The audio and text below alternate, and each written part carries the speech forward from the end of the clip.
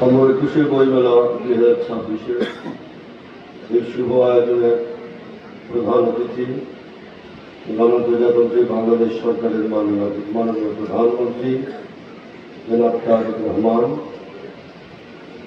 এখানে উপস্থিত আছেন আমাদের শ্রদ্ধেয়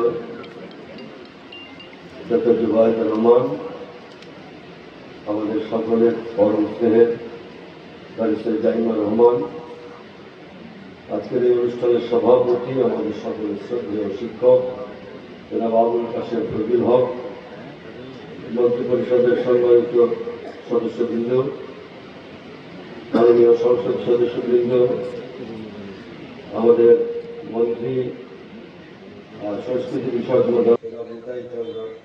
নিতাই রায় চৌধুরী, সংস্কৃতি বিষয়ক মন্ত্রণালয়ের সচিব মজিদুর রহমান, বাংলা একাডেমির মহাপরিচালক, প্রকাশক প্রতিনিধি, বাংলা প্রিয় কবি, সাহিত্যিক, প্রকাশক, বইপ্রেমী বন্ধুরা এবং সুধীমন্ত্রী, আসসালামু আলাইকুম।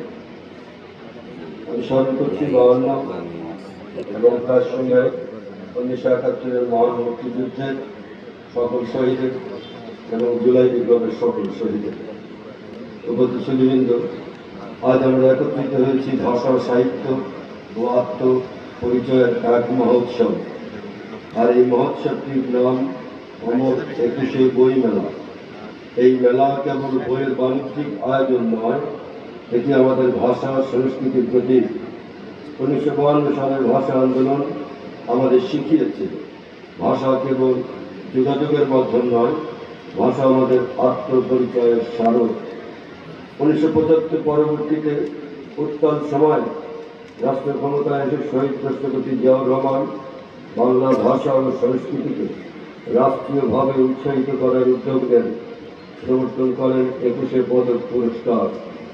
রবীন্দ্রনাথ, কাজী নজরুল ইসলাম, জীবনানন্দ দাশ, শমসুর রহমান আল মাহমুদ প্রমুখ কবি সাহিত্যিকদের রচনা আমাদের সাহিত্যের অনন্য সম্পদ। তাদের উত্তরাধিকার বহন করে আজকের প্রজন্মের লেখকরা নতুন সময়ে নতুন ভাষা নির্মাণ করছেন। প্রিয় সুধীমণ্ডলী, আজকে ডিজিটাল যুগের পাঠ্যাভ্যাসের ধরন অনেকটাই বদলে গেছে, কিন্তু বইয়ের অবদান শোনায়নি। সভাপতি সুধীজন এখন মাননীয় প্রধানমন্ত্রী বইমেলা পরিদর্শন করবেন। আমরা স্ব আসনে বসে থেকে বইমেলার শুভ উদ্বোধনের আনুষ্ঠানিকতায় সহায়তা করব। আপনাদের সকলকে ধন্যবাদ।